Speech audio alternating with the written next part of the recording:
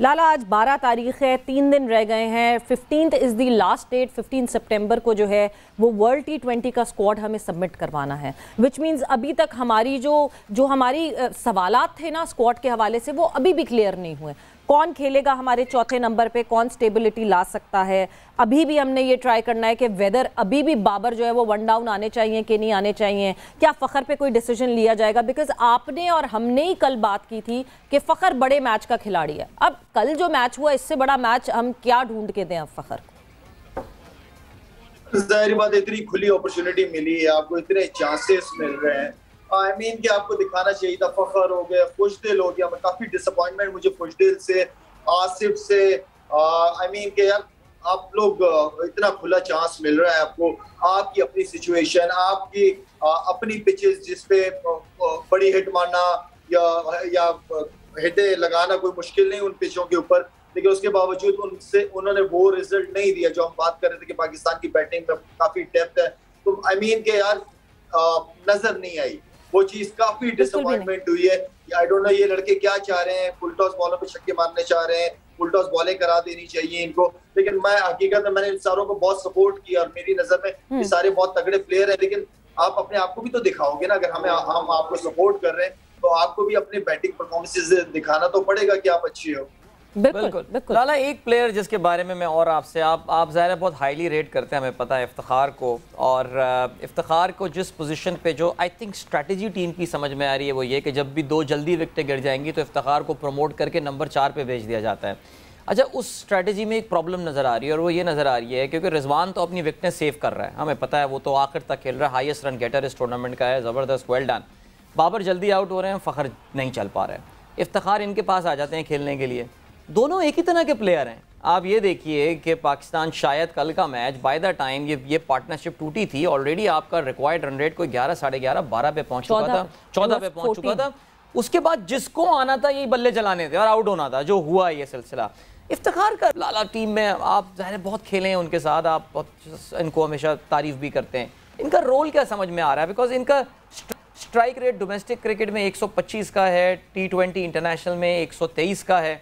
कोई strike rate भी ऐसा एक्स्ट्रॉर्डनरी नहीं है कि चलें आसिफ की तरह बेनिफिट ऑफ द डाउट दे दें कि 170 160 के स्ट्राइक रेट पे खेलता है। क्या रोल समझ में आ रहा है इनका?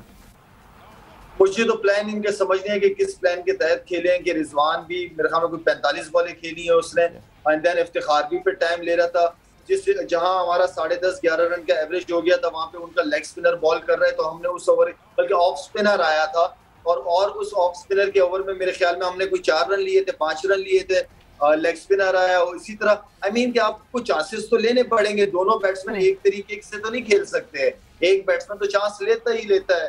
तो आई मीन या रिजवान लेता है या इफ्तिखार लेता। देखिए अब आप यहाँ इस नंबर पे इस वक्त पाकिस्तान में, ठीक है, आई नो कि डोमेस्टिक क्रिकेट में शान मसूद भी रन कर रहा है, 4 नंबर पे इफ्तिखार भी आपके पास है, लेकिन इस वक्त स्टिल ये पोजीशन क्लियर नहीं है। यहाँ पे एक आपको वो बैट्समैन चाहिए जो बाउंड्रीज भी लगाए, ठीक है, छक्के ना मारे लेकिन एटलीस्ट 8 रन 9 रन को लेके चले, उस एवरेज को लेके चलने वाले चाहिए।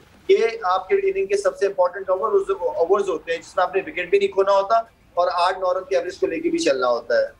बिल्कुल, मतलब आप चौके छक्कों की तरफ नहीं जाते तो at least running between the wicket जो है वो स्ट्रांग होनी चाहिए। बट लाला, एक चीज, correct me if I am wrong, एक चीज जो मुझे लगता है हम सबसे ज्यादा मिस कर रहे हैं, that is having an I for a player. किस प्लेयर पे हमने कितना टाइम इन्वेस्ट करना है एंड व्हेन टू डिसाइड कि हाँ जी ये वो खिलाड़ी नहीं बन सकता जो हम बनाना चाह रहे हैं। हम थोड़ा सा रिवाइंड करते हैं, हम मिकी आथर के दौर में जाते हैं जहां बाबर आजम खेलना शुरू करते हैं और बाबर आजम शुरू में फ्लॉप होते हैं, नहीं खेलते। इतनी हद तक मिकी आथर उनको सपोर्ट करते हैं कि उनके ऊपर टैग लग जाता है कि ये मिक्की के बेटे हैं, जितना इनको जो है सपोर्ट किया जा रहा है। But eventually because Babar had that capability and capacity of being a good player, तो इवेंचुअली बाबर जो है वो आपको दिखते हैं एक अच्छे खिलाड़ियों के। क्या we are missing that eye जो कि ये देख के बताए कि हाँ जी इस लड़के पे इतना टाइम इन्वेस्ट करोगे तो ये हमें फ्रूटफुल रहेगा, या हम जाया कर रहे हैं टाइम बहुत सारे खिलाड़ियों पे?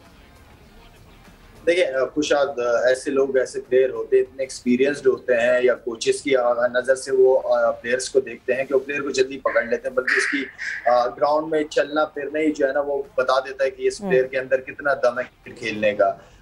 ये तो खैर नज़र की बात है।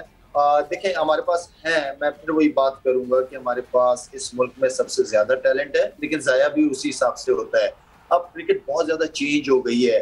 अब आपको दूसरे जो टीम में ऑपोजिशन होती है उसको सारी वीकनेसेस पता चल जाती हैं चीजें। हम अपने वीकनेसेस पे कम काम करते हैं, हम अपनी स्ट्रेंथ पे ज्यादा रहने की कोशिश करते हैं। लेकिन आपको पता होना चाहिए कि जो जिनसे मैच है वो अपना पूरा होमवर्क करके आई है।